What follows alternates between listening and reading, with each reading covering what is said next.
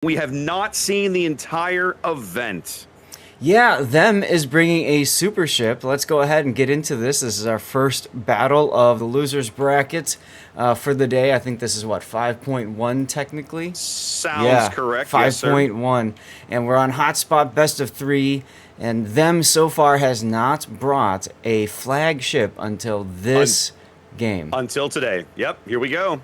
Yep, so they've got with them a Regolo. Gotta bring that up. There we go. And then Takbir and a Yu Yang. That is Radar. Elbard in a Z52. We didn't see them play 52 yesterday either, Raptor. Deepest is in a Kande. Dino is in a Yoshino with outnumbered. I wonder where he's going. Farms is going to do exactly that in a Smolensk Black. And then finally, we have Ferry in a Worcester with unique upgrade. Now, it's funny, he's running a Smolensk Black, but he's not using the camo for it. He's not using the black camo. I caught that as well. I looked at that and went, okay, now he's just messing with people. That's the Smolensk P for pink. Anyway. There you go. All right. TSYMQ down here in the red, fielding, let's start here, starting a Z52 of their own. Actually going for just a hair of torpedo reload there. Gun reload in the slot 6, torpedo reload on the captain. So a bit of a, trying to maybe play a little bit of a middle ground hybrid there. We've got Z42. Obviously, if you're going to play one of these, you're going gun reload, and that's exactly what we're seeing there out of Yawin. That's it. Double destroyer lineup. So down a destroyer already is TSYMQ. The beef comes in the form of the Clausewitzes. We've got one here. This is Panda, headed over to the 910 line, running top grade gunner, eye in the sky and all that good stuff. And then we have FLS's Clausewitz here in mid, running rudder in slot 5 instead of concealment, along with top grade gunner. And, Zath, check that out, heavy HE. Yes. An interesting skill for Clausewitz. I'll be curious to see how that plays out. His compatriots headed over to B here. We have Yiku's Colbert, range and heavy HE, of course, on the Colbert. Kind of get that for free. And then Wenru's Salem, he is running radar, the little T-Rex radar, along with a little bit of top grade gunner himself. Rounding things out, a super ship of their own, New Oli's Edgar here, obviously a radar Edgar, headed up towards the bottom end of the sea cap. Yep. So Clausewitz with heavy HE, that's kind of interesting. That has a huge impact on his vision, which is why you can see him going so far, or concealment so far, going south of this big island here. But he does want to do as much damage as possible. Remember, 50 millimeter penetration out of those guns. So now they do 25%, well, whatever the percentage, I don't remember, more damage, which is kind of nice. Yep. Well, we're definitely going to see something we have not seen a whole tremendous amount of on this map, Zath, and that is a big rumble along probably the 1 to 4 or 5 line, the western half of the map, right? You can just look between the Conde, the Worcester, the double destroyer. There's going to be a lot of heavy action over here between A and B. Both teams making plays for C, but seemingly kind of, I don't want to say half-assing it, but let's say, no, not putting in a tremendous amount of resources here.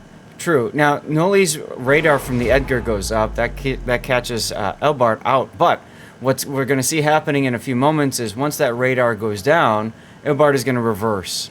James backed in as well, ready to just run if needed. So they know what them does, right? Them is a very aggressive playstyle. So the last thing that they want to deal with is being stuck bow in or sideways on an island without the ability to run away. I like this play, Zath. The early radar lets them burn a few, tick up a few points, put a little bit of pressure on these guys, take a little bit of an early lead. They'd fallen behind because they weren't quite as quick to getting onto the B cap as them was getting onto the A cap. And so now it feels like TSYMQ is kind of, the way the Salem and Colbert are maneuvering, Zath, it feels like they're setting up to receive something coming down the 3-4 line. That's kind of the sense I'm getting here. Well, I mean, the key to this strategy is grab C. Take a look at the points. They're up on points now. TSYMQ has the advantage because they grabbed C, and it ticked a few seconds. So, honestly, fast forward 16 minutes, they win, right? Yeah. So, or 13, I guess, technically. But you get the idea. So, yeah, they're set up in a position that's an enviable one. They get to receive on both flanks, and you can kind of see that with so many ships with their bows pointing to the south or slightly north. Yeah.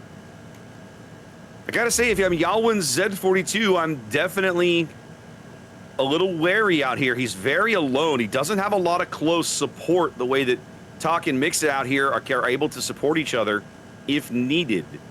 Well, the Clausewitz just got detected, so that tells him, okay, there's at least one thing that's come around this corner already. Yep. Yalwin's got his Hydra going for another 45 seconds, so he's trying to spot torpedoes that are coming for, you know, the Clausewitz. He's not going to spot any for a while, though. First contact made. There it is. Yu Yang radar going up, sussing out the Z42. That's Yalwin as he catches a brief glimpse of the Regalo. They get a they get a third of the Regalo's health and 2 salvos there. Yalwin maneuvering, putting his stern guns down, taking again the Conde reload booster coming in and making a mincemeat of Yalwin's HP. Yeah. He may not survive this radar, Zaf. Well, he's trying to smoke and stop, but yeah. That doesn't work when you're still detected. So there goes Yalwin. The Yang radar does its job, and first blood going to them. I really like that play because it forced people to shoot the Regalo, and then when the Regalo took the hits, smoked up, so they only had one shot on him. That was crucial because it forced TSYMQ to change target to something else. Well, and I gotta say, Zaf, you know, we've seen the quality of Deepest Dungeon's battleship play. Now we're going to see the quality of his cruiser play, and based on that, man, I don't think there's anything this guy can't do. Just based on the aim, the lead, that Conde salvo coming in, just brutalizing poor Yalwin.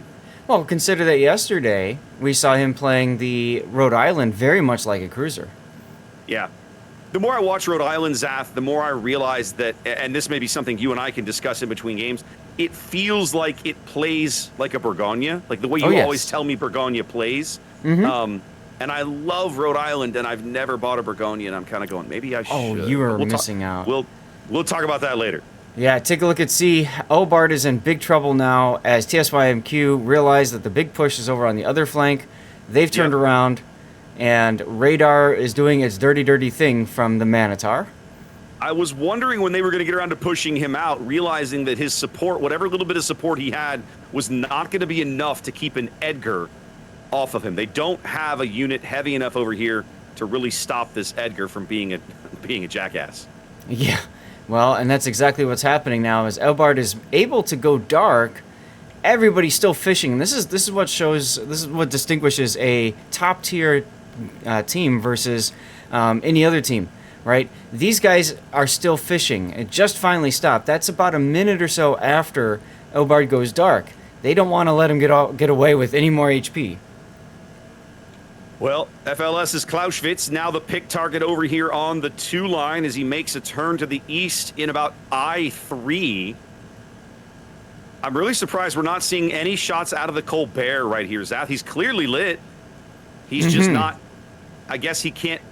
We know he has the range. He's playing range mod, but at the moment, nothing he can do nothing. He's not participating. Now, when Salem is set up over here to kind of receive Takbir's Yang, I don't think they know that Salem is theirs at. No, I think they're going to find that out the hard way very soon. Yep. There comes the T-Rex radar, and here comes the Salem. And there goes all the focus fire. That's why the Colbert wasn't shooting. He was ready for that push. Very smart play by TSYMQ there. Blew the first salvo by keeping the Salem in lying in wait for an ambush. Takbir's health already half gone. Salem radar 30 more seconds to run. Clausewitz FLS has about 13 seconds left before he can heal again. Takbir struggling up against this island, now reversing. Yeah, he's grabbing some Starbucks, and that'll probably be the end of it for him. Yep. And there it is. So both teams executing a textbook destroyer assassination over here around the B-cap. FLS trying to get away. Yeah, let's go take a look at FLS. Go ahead. He did get a heal up. He's missing 2 torpedo tubes. Yes, he has. He's lost both front ones. In his spring sky camo. He's not going to live much longer. There goes his 3rd torpedo tube. He's almost out of torpedoes completely. Yeah, that one's just stunned He's for clearly now. not going to be brawling this game. It's funny to watch. Yep. And I remember Raptor back in the day when we would hoard this particular camo because it was so good for the start of clan battles and farming free Indeed. XP. I remember. And there goes FLS. So just like that, them up a kill yet again, but down on points. Not ticking up any caps. TSYMQ with all the board control they need right now. 3 minutes from a win here in game 1. Look at what they're doing, Zat. They're bringing the Edgar across mid. I love this play. I mean, it makes sense. They know where the Worcester is. They know there's really not much else that can fight them. And they know the Z52 is most likely retreating to the A-cap. So the Edgar can get over at the A-cap, stop the point gain, all that good stuff. Now, he is spotted, of course. The Worcester radar catches him doing exactly this. But I still love the play. How long till a Salem heal? 20 seconds to a Salem heal. Salem, of course, able to weather this kind of long duration fire, HE spammy crap if he can get to his heals. Yes, and it's also worth noting there's the Edgar opening up. So he's trying to take his the heat off of his teammate there. But the Salem is expertly using that island as well to block shots from the Conde and the Regulo. Yep. I always talk about this. As a cruiser, you have to think of islands as your shield. You hold it up with your left hand or your right hand, depending. Block vision, block shots, block torpedoes. But you can't block radar or hydro. 2 minutes now. TSYMQ putting a lot of pressure on them here. Them not really near any of the cap circles. That means if they want to stay in this game, they're going to have to bag a kill. They've got a couple of opportunities if they can keep ships lit. The Edgar's starting to get a little low. Yikui's Colbert looking pretty rough.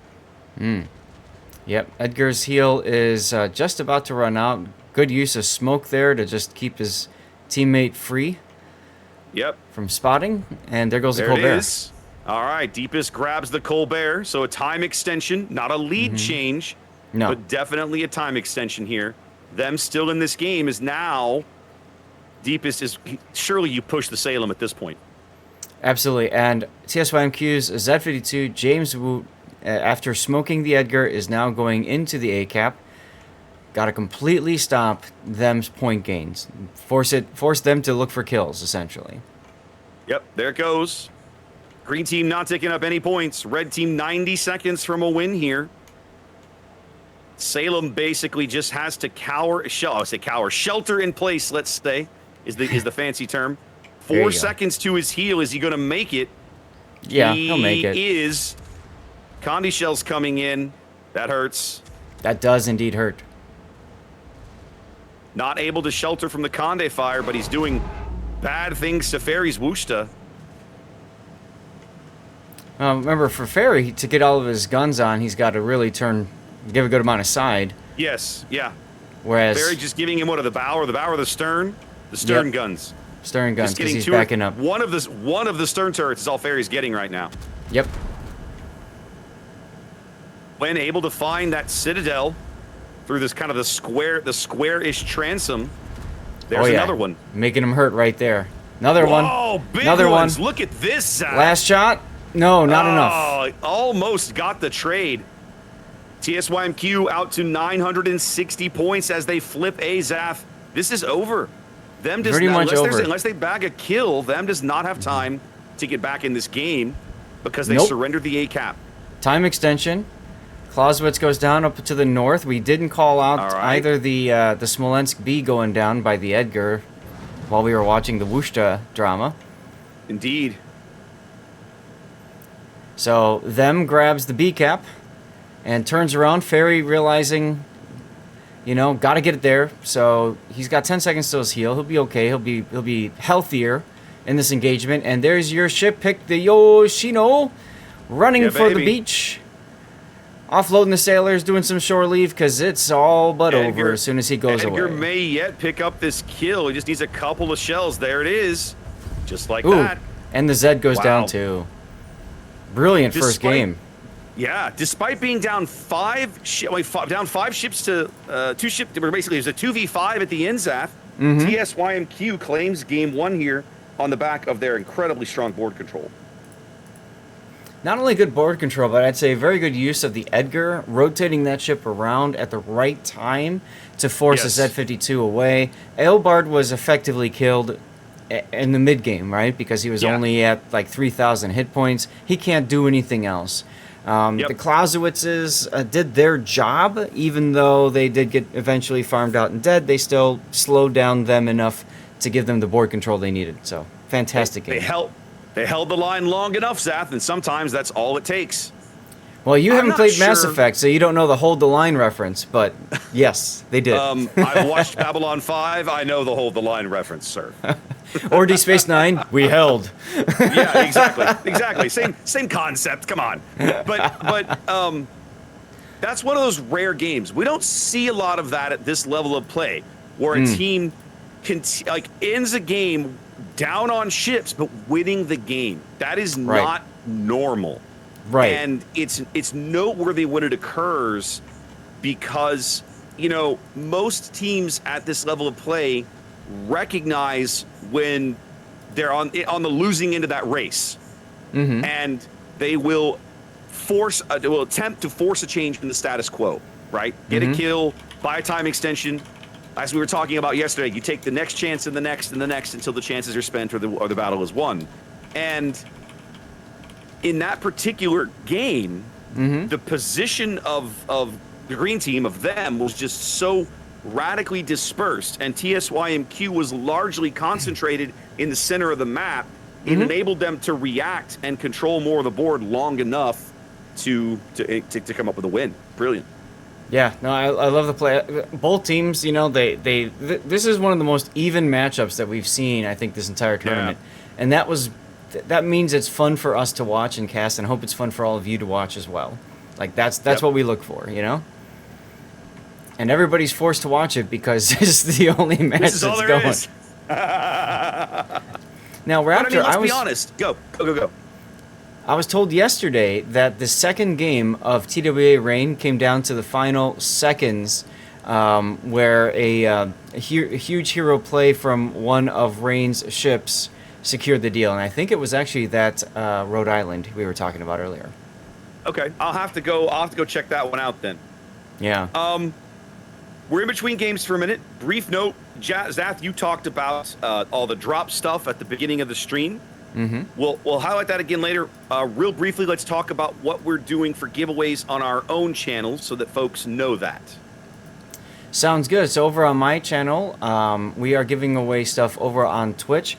We're both also streaming on YouTube, but YouTube is a little bit of a pain in the butt when it comes to doing giveaways. So for me right now, it's easiest just to focus on Twitch. We are trying to figure out how to handle that. Raptor, I know you've got a different kind of way that you're doing this, right?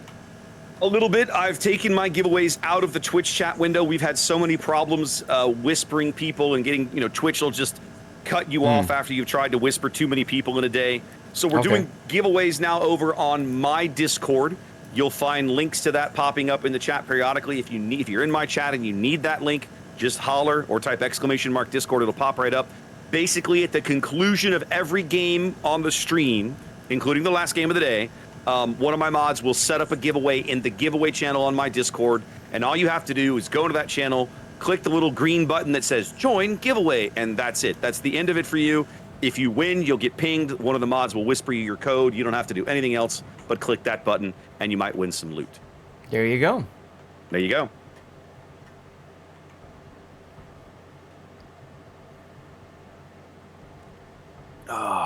Sorry, I'm still waking up over here. First flagship use, and we need to highlight that. I'm going over to the flagship status sheet for a sec here.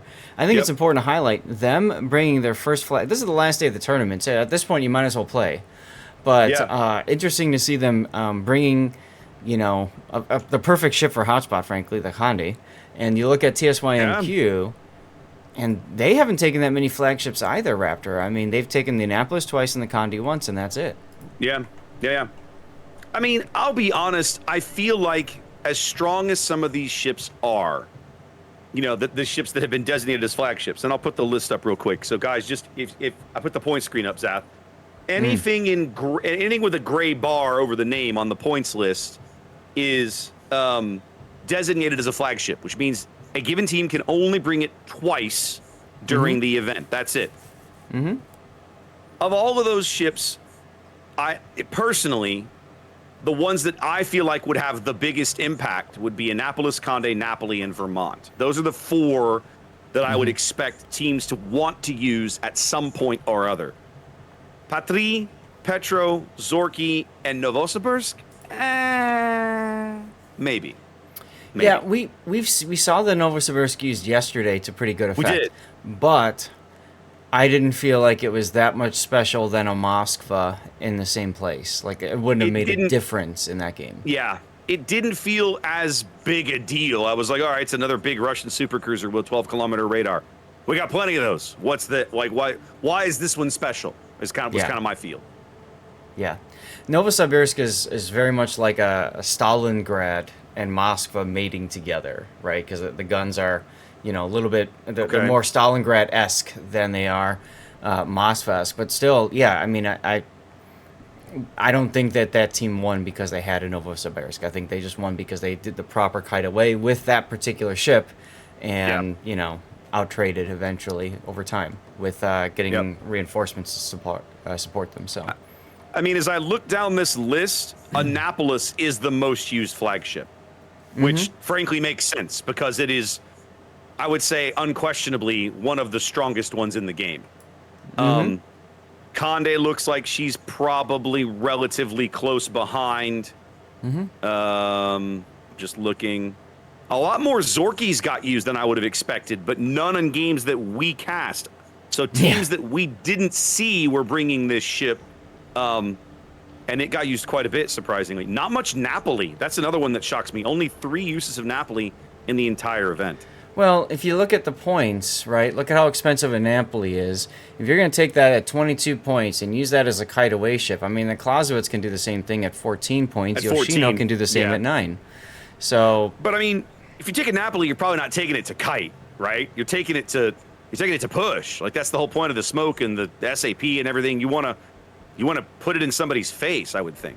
I suppose. I mean, and I think that's the thing is that Napoli used to be that kite-away ship, just like a Goliath and that sort of deal, because the Napoli's got the ability to turn and push when it needs to.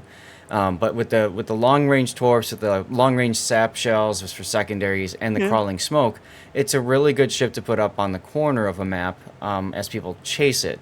But San Martin exists, and a lot of people like to use San Martin for different reasons, but in the same role, and it's cheaper. But then, look, Yoshino is even more cheaper than that, and it can do the same thing. So I think that's the problem. That's the reason why we're not seeing a lot of Napolis. There's just better choices that are less expensive. Yeah. So a lot of theory crafting, I think, goes into building team lineups with this point system. It's one of the things that makes this tournament really unique and really fun, is because there is a literal cost to bringing every single ship in your lineup. And if you don't feel like, as a team lead or a team caller or the people working on the lineup, like, you've got to feel like you're going to get those points back. If you can only field 100 points. So if you're going to sink 24 points into a Moskva, you better feel like you're going to get a quarter of your team's worth out of it, right? Absolutely, absolutely. And one thing I want to highlight is the link collection. For viewers that go to the link collection, they have a comp drafter link.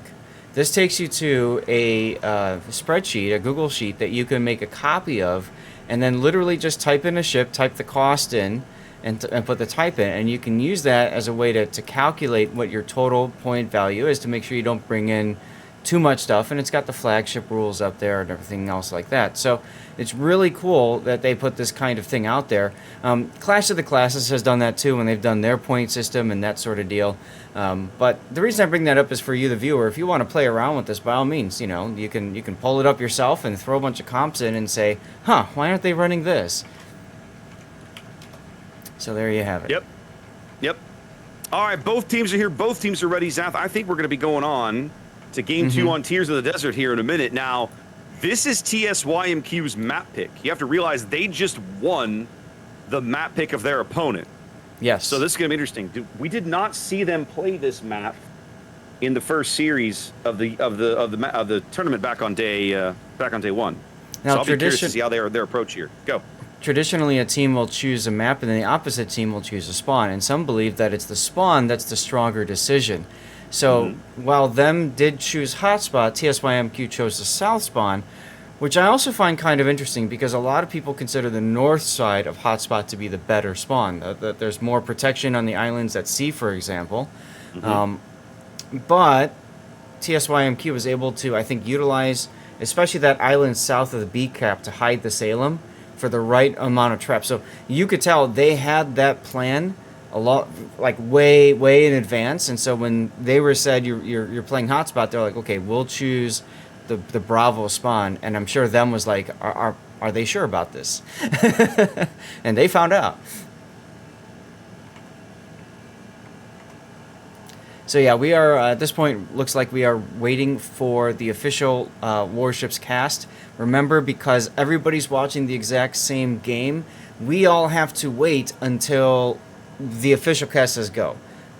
Because of course they don't want to be in their fancy talk and stuff like that, and then the game drops and they got to race to get to the game. We need a hashtag that says "waiting on Gaishu." I'm going to start that trend. Hashtag waiting on Gaishu.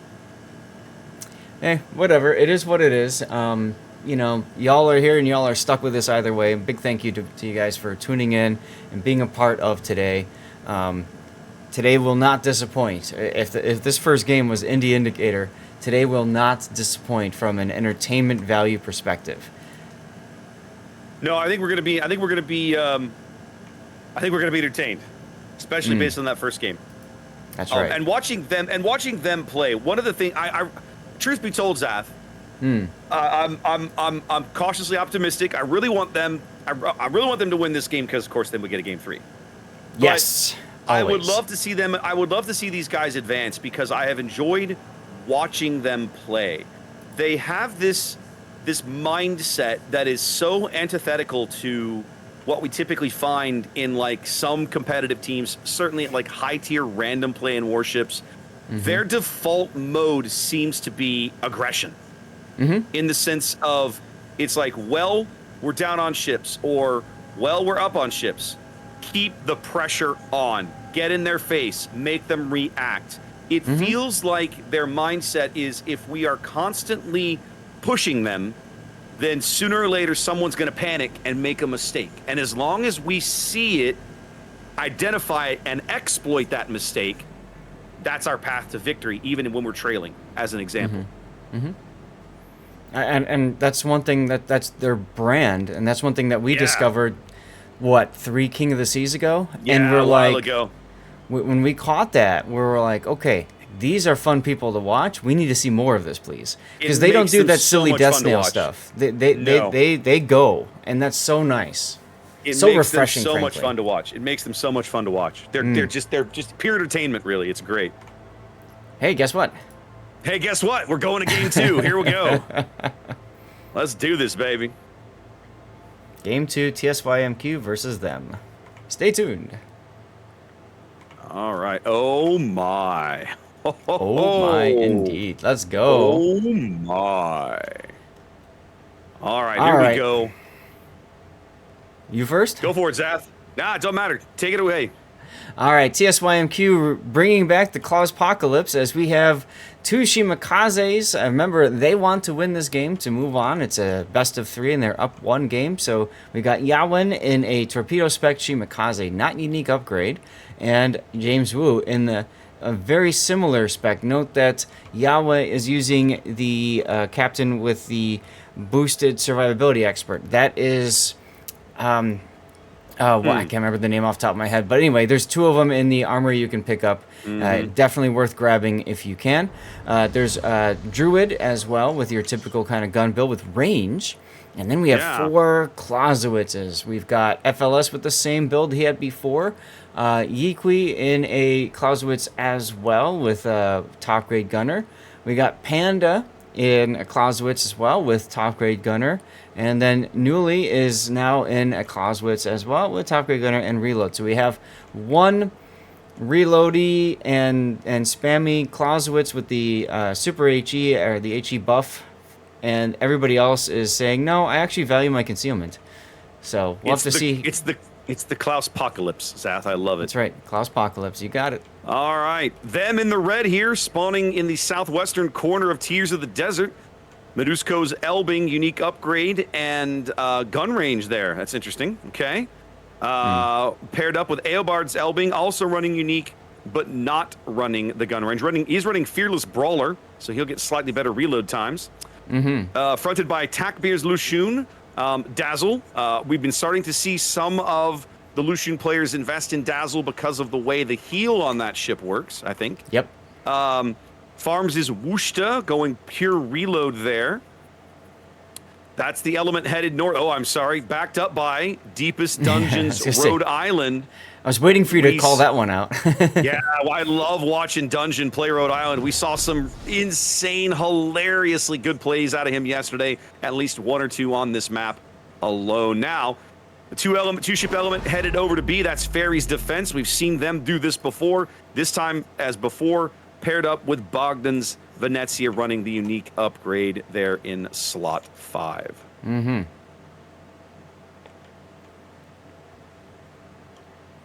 Now this Suzuki. That's the name of the captain, is Suzuki. The Renzo Suzuki.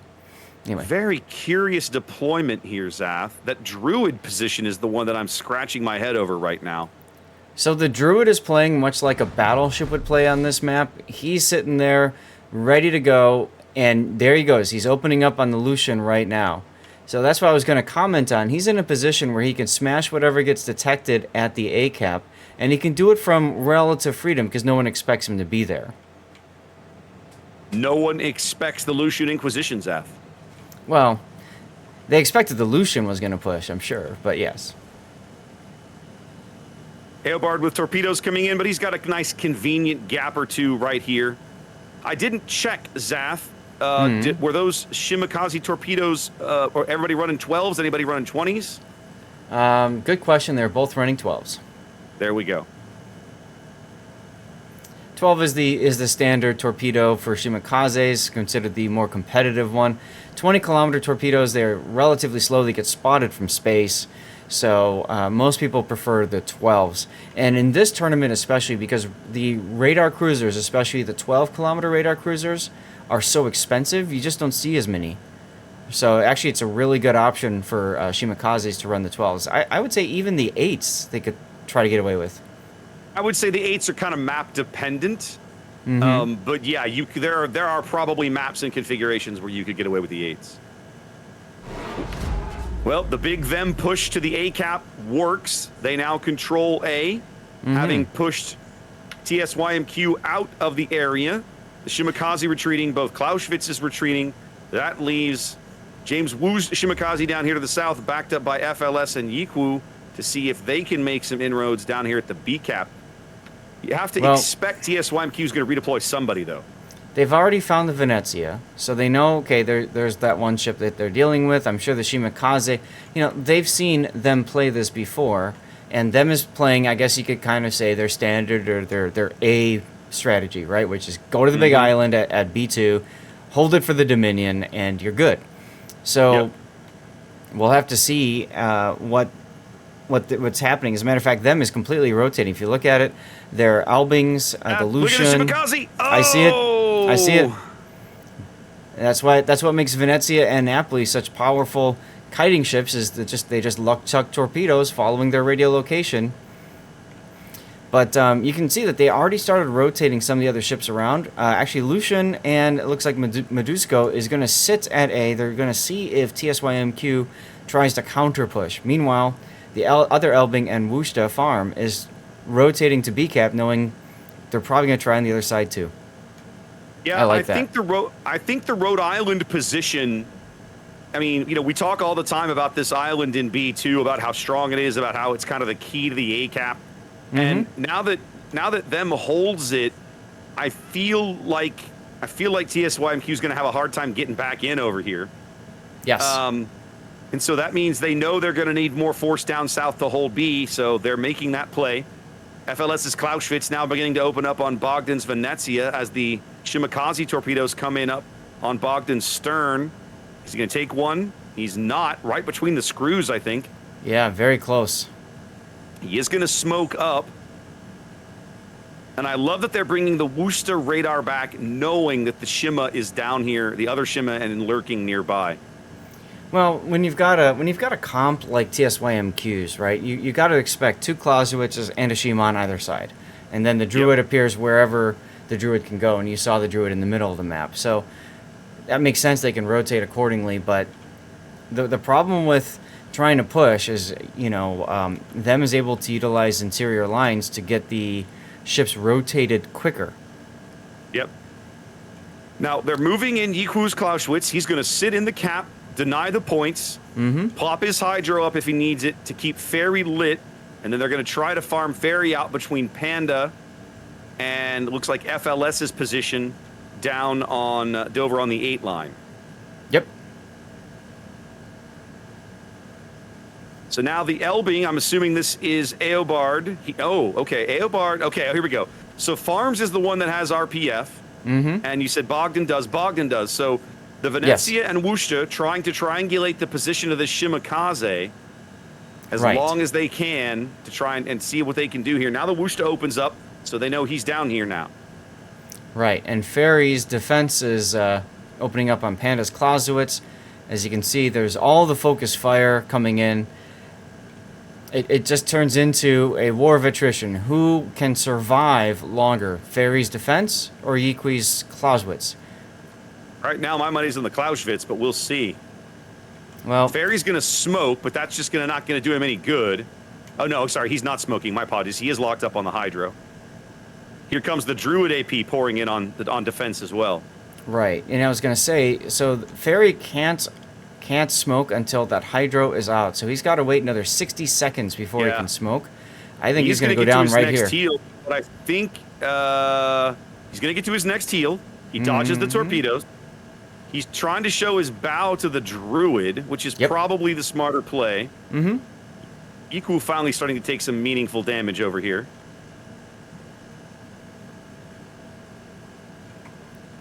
Yep, Them on about a 70-point lead here. The defense's heel is about to finish. They've only got to get about another 7,000 points of damage into Ferry, and they'll get him off the board. Oh, Yiku backing up a little bit too far, perhaps? No, I think he's okay. There goes the defense. That opens up the cap. Now, Yiku's going to continually get reset. He can clearly see these torpedoes coming in. He's going to have to do something, I think, Zaf. I think at least one of these is destined to hit him. Yeah, the island really hampers his maneuverability. He's going to have to take the one on the bow and just deal with it. Now, the thing is, that's going to mean he's pretty much out. He's got 30 seconds until his next heal, or DCP. So, yeah, and heal. He's dead.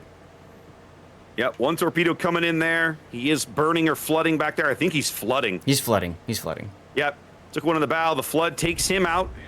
And then just that quickly, the Shimakaze pushes into the B cap as they had rotated the Worcester back away. I like that play. That's very aggressive from TSYMQ, but they have to stop the point gain from them. Yep. Note, too, that the Druid now is rotating as well. Them up about 80 points here. We're getting close to the halfway mark on the timer. I'd say this is still really anybody's game. Absolutely. Now, Elbard does not have radio location. He knows something's in the B cap. He's got to know it's a Shimakaze since FLS is Clausewitz's spy. So he's just going to kind of have to go for it.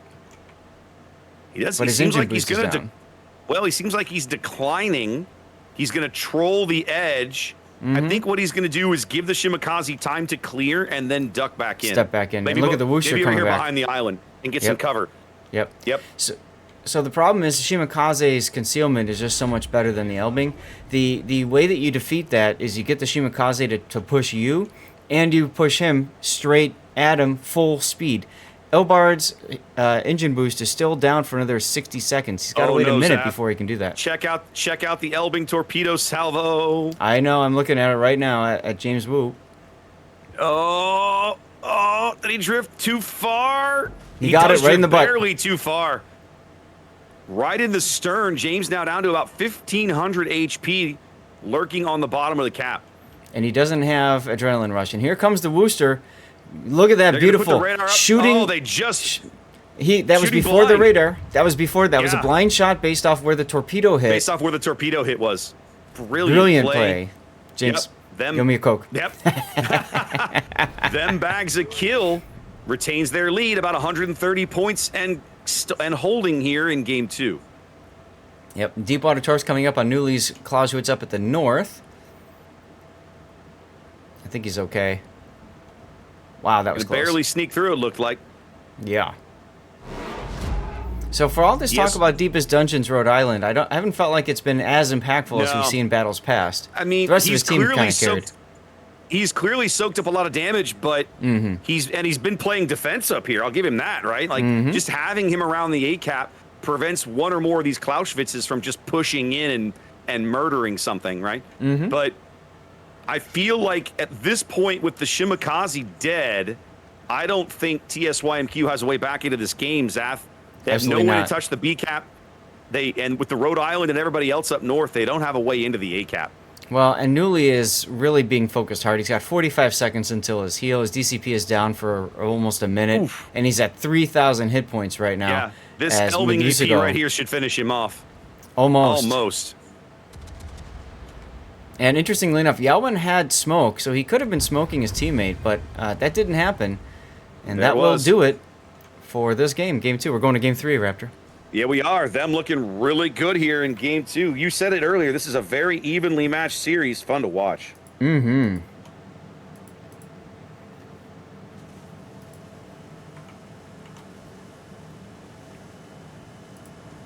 All right. Loving it. This is a great series between these two teams. Absolutely fantastic start to the day. Remember, everybody is watching the exact same thing, so thank you for choosing to park your rear over here or on Raptor Stream to get your drops and hang out, and hopefully you guys are enjoying it too. As always, if you have feedback for us, please let us know. The sooner you can let us know, the sooner we can fix it for you, because we have 5 minutes until things get fixed, once we're told there's a problem.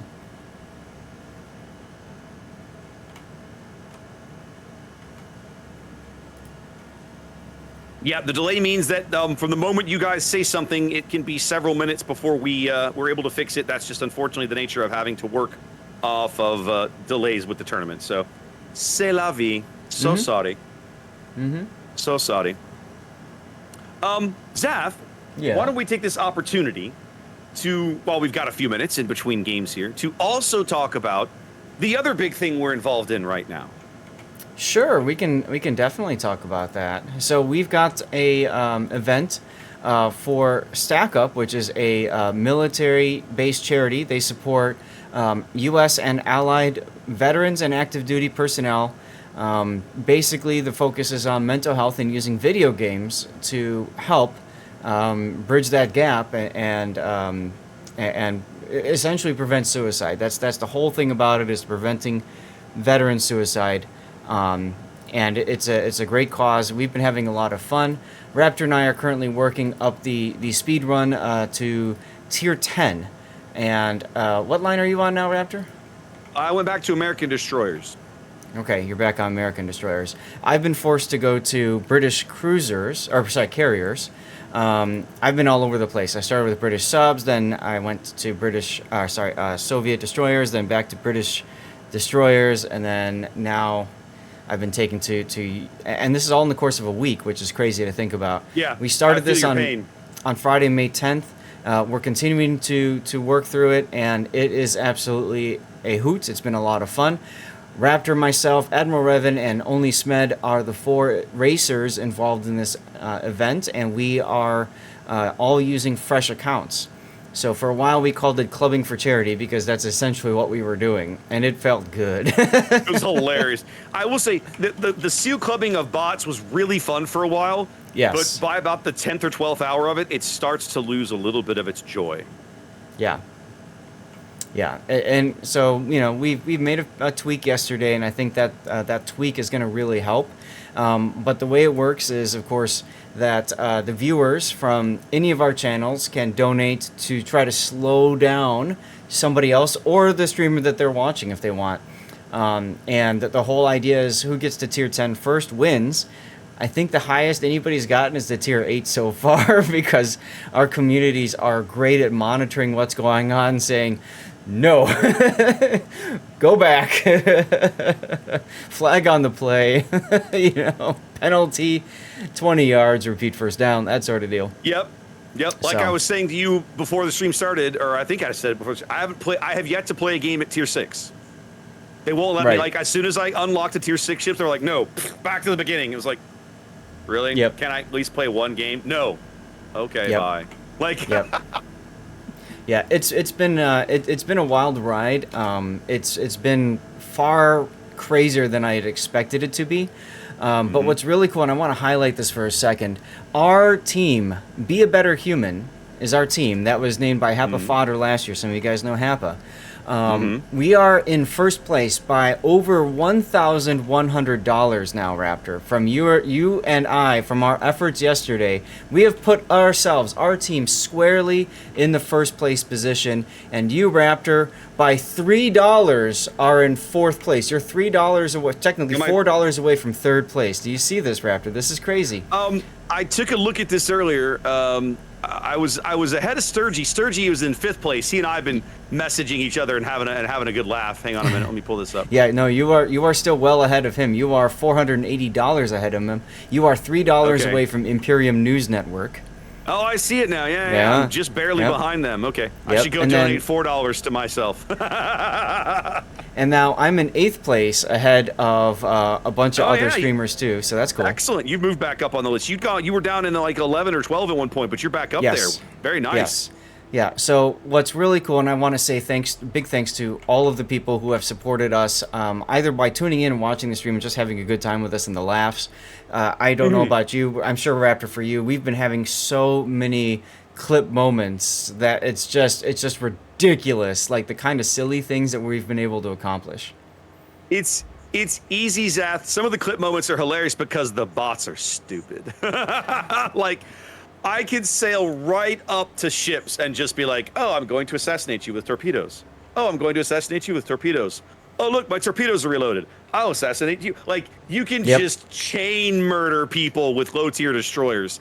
It is comically hilarious. And the thing is, what I find most interesting is you and I were both getting to the point in Warships where we were kind of starting to get a little tired. Okay, here we go again. Tier 10 is boring, yada, yada, yada, right? And we do this event, and I don't know about you, but it's kind of rekindled my excitement and joy for the game. Like, going back and doing something that we haven't done. Like, when's the last time you went through Tier 2, 3, 4? Like, honest question, There was a time that I used to play Tier 3 pretty regular when the game was basically brand new, right? So we're talking, let's say, fall of 2015, right? Yeah. I bought an Aurora, a Tier 3 Soviet cruiser premium, right? It was like $8 or something. It wasn't expensive, but it was really good. It was really good for grinding credits, and I could log in and sail that thing around, and maybe at that level, at that time, you would find actual humans at Tier 3, right? But that ship was pretty good, and you could make some money, and I would do that. I won't say on the regular, but not uncommonly. I would derp around on that boat. You could do the same thing with a Murmansk at Tier 5, right? Murmansk was one of the original, like, really, really good premiums, a premium Omaha. Again, it was like $10 or $12. It wasn't outrageously expensive. It was a great credit machine, and there were a lot of people grinding those middle-tier ships. But you've hit on something, right? I don't go back and play much anymore because now at that level, it's almost all entirely bots. Even if you're out of protected matchmaking, finding actual humans in those tiers is almost impossible. Right. Which is unfortunate because sometimes it's fun. Yeah, a big part of that, though, I feel, is wargaming forcing players to play Tier 5 and up because most of the missions don't work anymore for Tier 5 and up. or for tier 2, 3, and 4, I should say. Mm-hmm. Missions are, you don't get progress towards your dailies and stuff like that. Yeah. So I can definitely see that being a part of it. The other part of it, I don't know if you noticed, Raptor, yesterday, I noticed a huge difference at Tier 5. A lot more humans playing random at Tier 5, and I think that's because asymmetric battles is gone now. So all the people that were playing 6 and 7 in asymmetric are now back to the random queue.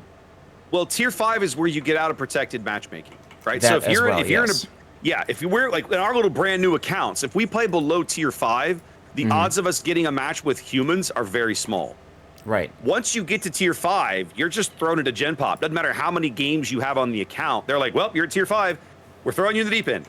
And so at that point, you start getting regular matchmaking. And that's one Right. reason on my stream, when I just stream boats for the hell of it, I tell guys on my stream, look, if you want to request a ship, if you want to request a ship below Tier 5, I use like channel points or whatever, you're going to pay through the nose for it. Because Sure. I'm going to be sitting in queue for a long time. The play is not interesting. I'm playing bots, whatever. Tier 5 and up, I'm almost always against humans, and that's where the shenanigans begin, because humans are unpredictable and can make mistakes. What's the old line? Professionals are predictable, amateurs are dangerous, right? And Yes. so And they the are bots very are dangerous. predictable. The bots are predictable. The humans are dangerous, right? You don't never know what you're like. What is this guy doing? And so that's where the fun begins, and that's why I have been a little salty about this event at times, that I haven't been able to play very many games outside of, oh, look, more bots to murder. Yep. Well, we made some tweaks, and that's No, helping. I agree. So It's going to help for sure. I also want to take a moment and shout out Wargaming and thank them. They provided us with a series of codes that we can use to give away, booster codes, premium days, and Tier 6 premium ships. And so very much appreciated to Wargaming for helping us out with that, supporting our speed run. I sent a screenshot over to Gaishu, actually, at Wargaming, early this last week, and I said, hey, thank you again. Take a look. We are in first place as a team, and a big part of that is because you supported us with these codes. So to be able to make those connections and stuff, I think it's really powerful, and it's been a hoot. I've been enjoying the hell out of it. I'm glad you put together this event. This has been a lot of fun. I hope we do it next year. I hope that next year we're able to get like more racers, because I think the speedrun aspect of it is a lot of fun. And I think it drives that kind of friendly competition between the communities. Oh, totally. And I'm looking forward to the next iteration of it. Let's put it that way. So Yeah. that'll be good times. Yeah, and remember, if y'all enjoy the speed run, if you've got other streamers that do warships that you would like to get in on this, tell them, hey, you should check out the speed run, and maybe we can get this going again. Like you said, next year we can have a field of 12 or something going at it. That would be hilarious. Like trying to keep up with who's that'd be where. amazing. Oh my God, That'd be amazing, right? And the other Yeah. thing that we should do to kind of put some stake in the game, we should come up with a really cool prize for the winner. So, which we didn't do this time, just because we were like, screw it, let's just see if this works. Hey, Zaf. Yeah, my got thought a was to do some extra codes and stuff, but we'll talk about that later. We'll see what's happening. It's time to get into them versus TSYMQ Game 3. Let's go. Let's do this. I need this. Which one do I need? I need the reverse spawn. No. Regular. Yep, regular. Got it. Oh. All right, Zath. Welcome to Game 3 here in the losers bracket. We're looking at them and TSYMQ. EU versus Asia. EU versus China. It's been a hell of a match so far. What do we got cooking for the them lineup in green, Zath? Them is bringing Maisa in the Regulo again with full range. Look at that, both range options for him. Yep, he's been doing a lot of that. Yep, Takbir in a Yu Yang. That's a radar Yu Yang. No, it is not. Oh, you're right. It's a smoke. I apologize. Yep. I was looking at something else. But yeah, that's a smoke Yu Yang. We got Elbard in a Grozovoy, of course. Deepest Dungeon has been demoted to a Nevsky. Womp, womp. Dino is in a Yoshino. And I say demoted, but if you'll note, that's the most expensive piece on the board for them. It is. It is. Bogdan is in a Yoshino, and Fairy is now in a Manitar, of course. Indeed. If you're going to play Minotaur, do it right. Play radar. Well, absolutely, yes. And you can see he's gone for like all the fixins with Superintendent, with the survivability expert, radio location, even both of the consumables options there. And who's that? What's that captain? Is that Cunningham? I think it's Cunningham. On which ship? On Minotaur? On the Minotaur, because it's boosted That's consumables. Cunningham. Yeah. Yeah, that's Cunningham. Has to be Cunningham. All right. All right. In the red on the south spawn, we've got TSYMQ fielding Yawin's Yu Yang. That is a radar Yu Yang. Backed up immediately by Panda's Hindenburg. Unique upgrade. Top grade gunner and heavy HE. Nope, not much hiding here. In fact, that is possibly a light. Well, he's running concealment, but that's the closest to a lighthouse Hindenburg build as I've ever seen. Love it.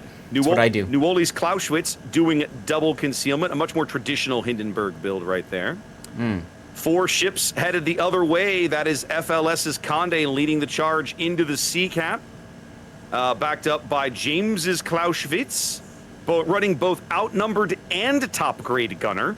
Yiku's Hindenburg, again, very similar with the concealment, unique upgrade, and top grade gunner. And then the Druid here, that's Winrao hanging mid, running range and a little bit of radio location. Already them getting into the A cap, just mine. Yeah. Come at me. Come get it. Now, one thing I want to point out about the TSYMQ lineup, Zaf. Sometimes we see teams try to push on this map, right? They try to come up the 9 line or the 8 line or something. But with these slow German cruisers, I don't think there's going to be a lot of pushing on the flanks. No. And, these ships are generally better suited as a receiving ship than a pushing ship.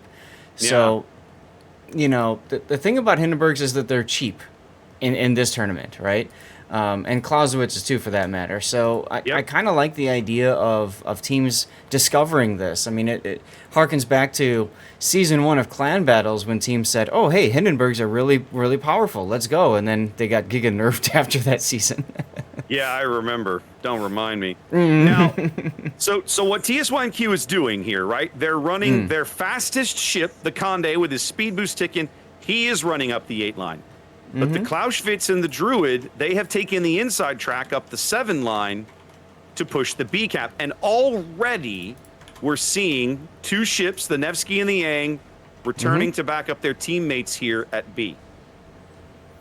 I mean, it makes sense. They've got the cap that they wanted to get. Just like the first game, from TSYMQ's perspective, same idea. Them grabs the first 2 caps, and that puts the pressure on TSYMQ to then have to push. And that, like we said, you're pushing with Hindenburg Clausewitz on both sides, essentially. Having just said all of that, they're making liars out of me. Look at this. We're rotating the Clausewitz through the gap here. I don't know what this guy's going to do. The Condé's swinging over to the 10 line. Are they going to continue this push, I wonder? So Clausewitz has got his hydro banging away. He's going to see all these Yoshino torpedoes. Now, double Yoshino, that's a lot of torpedoes you have to deal with. Good thing they brought hydro. Worth noting, though, is that both Hindenburg and Clausewitz have their hydro banging away. So, they have to really time that push at the right moment, because I'll tell you, in 100 seconds for both of those ships, they will have no vision of torpedoes other than Condé's hydro or the Druid short-range hydro. Take a quick look back at the 1 line. The Minotaur radar from Ferry just went up to catch out Yawin's Yang. He's trying to turn around. He's going to cough up a huge chunk of his HP for getting caught in that radar bubble.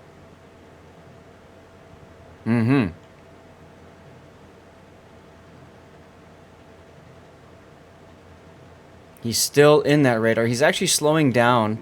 His engines are broken. That's why. Out of it. There we go. Yep. And he waits until he thinks he's safe to DCP so he doesn't get stuck on a sticky fire. They're charging Panda's Hindenburg into the A cap. I like this because with the Nevsky and the Yang, it's almost like they bluffed a little bit over here with the Clausewitz and the Condés. What they did, I think, was they just took a pause, right? They paused to get the Clausewitz and the Condé into position, and now we're looking at basically this unified, broad push up the D line here. Now, this is how you do a push on this flank, is you have to have ships that are roughly 1 grid square apart from each other. That way you own the flank. As soon as this, as Bogdan's Yoshino was detective and Dino, you can see FLS realizing, okay, I can afford to come in a little bit more and not be directly on the border. Now, the problem is James Wu is being focused hard. He needs to reverse. He's not going to go dark, but he needs to reverse. FLS needs to come out and say, shoot me instead, please. But them's not going to go for that. They put a bunch of damage into EQ first, and then he got behind the island, and then they've started focusing James. But they're going to pick up D&O right here, I think. I think the Conde is going to seal this deal in a salvo or two. Sure feels like it's going to happen, although Dino is dark back here. They've lost eyes on him. You're right, they know he's huge. They know he's there. The Conde's still getting hits. Gets a fire. 40. There it is. That's it. The Conde shell's coming in with the fire. That's a big, big kill for TSYMQ here in Game 3. It is, although them is going to respond with a kill of their own. They should be able to pick up James here momentarily. He is on fire. Meanwhile, look at the mini-map, Raptor. The Regulo is heading to the sea cap. This is a curious play. James is going out. Whether it's the torpedoes or the fire, it's the torpedoes. So now they're trying to get the Nevsky as FLS's Conde is in a one-on-one duel with Bogdan for the moment. There's the Regulo opening up on Wenrose Druid. Now he smokes. He knows he's within radar range of the Nevsky, but smoking breaks line of sight. And if he gets detected by radar from the Nevsky, that's 6 seconds now that Misa has to wait with the Regulo before he can target the Druid again. So it makes perfect sense. I gotta say, Zaf, I see what Mike's is doing. I'm not 100% sold on it. I'm not saying it's a bad play. I'm saying I think it's a high-risk, high-reward play in this position. Oh, because they have no board control. Wentz can take it. Oh, not. Druid sneaks through the torps, and TSYMQ bags kill number 2 as they clean up the Nevsky up here at B. Yeah. Pulls one of the radars off the board. Okay, this is going to be very difficult for them to get back into it now, especially now they sent that Regulo, and he was detected going to the sea cap. TSYMQ knows he's back there. They probably kind of don't really care too much. Actually, they do. They're sending Wenrud to go and just assassinate him. Bogdan's in a bit of trouble now because he's got a Conde up his stern and he's got a Hindenburg on his broadside and he's got nowhere to run, trap against the map edge. It's only a matter of time before they lose him as well. Right.